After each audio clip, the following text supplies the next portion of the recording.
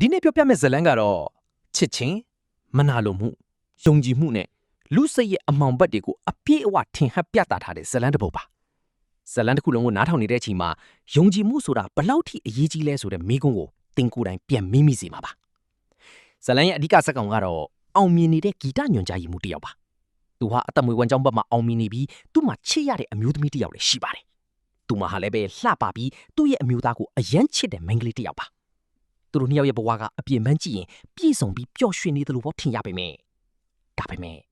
လူတစ်ယောက်ရဲ့အတွင်းစိတ်ကိုအပြင်ကနေကြည့်ပြီးတော့တကယ်မသိနိုင်ပါဘူး။ဒီနေ့မှာတော့အားလုံးကိုပြောင်းလဲစေတဲ့အဖြစ်အပျက်တစ်ခုဖြစ်ပေါ်လာပါတယ်။သူချစ်ရတဲ့အမျိုးသမီးကရုတ်တရက်ပျောက်ဆုံးသွားပါတယ်။သူမမပျောက်ခင်မှာတော့သူမကဗီဒီယိုတစ်ခုခြံထားခဲ့ပြီး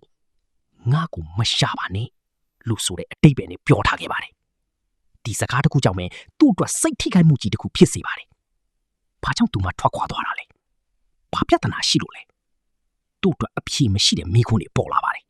အချိန်နဲ့ကြာပြီးနောက်မှာတော့သူ့ဘဝတွေကိုမိန်းကလေးအစ်စ်တယောက်ဝင်လာပါတယ်။သူမဟာနူးညံ့ပြီးသဘောကောင်းတဲ့သူတယောက်လို့ထင်ရပါတယ်။သူ့ကိုယ်တိုင်ခံစားနေရတဲ့စိတ်တိုင်ရာတွေကိုတက်တာစေဖို့ကူညီပေးနိုင်တဲ့သူတယောက်လို့လည်းထင်ခဲ့တာကြောင့်တဖြည်းဖြည်းနဲ့အဟောင်းကိုမေ့ပြီးအစ်စ်ကိုလက်ခံဖို့ကြိုးစားလာပါတယ်။ဒါပေမဲ့ဒီဇလန်မှာအရာအလုံးဟာထင်ထားတယ်လို့မယိုးရှင်းပါဘူး။တကယ်တော့ပျောက်ဆုံးသွားတဲ့မိန်းကလေးကတကယ်ပျောက်သွားတာမဟုတ်ပါဘူး။သူမဟာသူတို့အတူနေတဲ့အိမ်ထဲမှာပဲရှိနေပါတယ်။ဒါပေမဲ့အခြားသူတွေမမြင်နိုင်တဲ့ဟိဝက်နေရာတစ်ခုထဲမှာပါ။သူမရောက်နေတဲ့နေရာကနေဖြစ်ပျက်နေသမျှအရာအလုံးကိုမြင်တွေ့နေရပါတယ်။သူချစ်သူနဲ့မိန်းကလေးအစ်စ်တို့အတူနေတဲ့အချိန်တွေသူတို့အကြားဖြစ်နေတဲ့ချစ်ချင်းဆက်ဆံရေးတွေအားလုံးကိုသူမတိတ်တိတ်လေးကြည့်နေပါတယ်။ဟေးဒီနေရာကနေဇလန်းကပိုပြီးစိတ်ဖိစီးမှုများလာပါတယ်။အစ်စ်ရောက်လာတဲ့မိန်းကလေးကသူမရဲ့အချစ်ရဆုံးတငယ်ချင်းလည်းဖြစ်နေပါတယ်။ရိုးတဲ့တငယ်ချင်းကသူ့အပေါ်ကိုဘာကြောင့်ဒီလိုလုပ်တာလဲ။အချစ်ကြောင့်လားမနာလိုမှုကြောင့်လားဒါမှမဟုတ်လက်စားချချင်တာလားတနည်းသူမရဲ့စိတ်ချီကြီးကပိုပြီးအမှောင်ထဲသို့ဝင်ရောက်လာပါတယ်တစ်ဖက်မှာလေသူ့ချစ်သူဟောင်းကိုမိသွားပြီးအသက်တယောက်နဲ့ပျော်ရွှင်နေတဲ့သူကိုမြင်နေရတာဟာသူမအတွက်အကြီးမားဆုံးစိတ်တိုင်ရာဖြစ်လာပါတယ်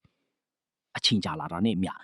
လျှို့ဝှက်ထားတဲ့အမှန်တရားတွေဟာမကြာခင်ပို့ထွက်လာမယ့်အနေအထားကိုရောက်ရှိလာပါတယ်သူမဟာတိတ်လေးကြည့်နေသူတယောက်ကနေတခုခုလှုပ်ဖို့ဆုံးဖြတ်လာတဲ့တယောက်ဖြစ်လာပါတယ်ဒီအချိန်မှာဇလန်းဟာအယံတင်မာလာပြီးဘသူမှမမျှော်လင့်ထားတဲ့ဖြစ်ရတဲ့စက်တိုက်ဖြစ်ပေါ်လာပါတယ်